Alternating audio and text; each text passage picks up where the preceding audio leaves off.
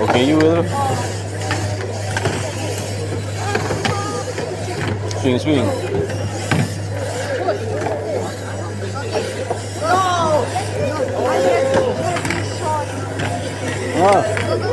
Jolok. Allah.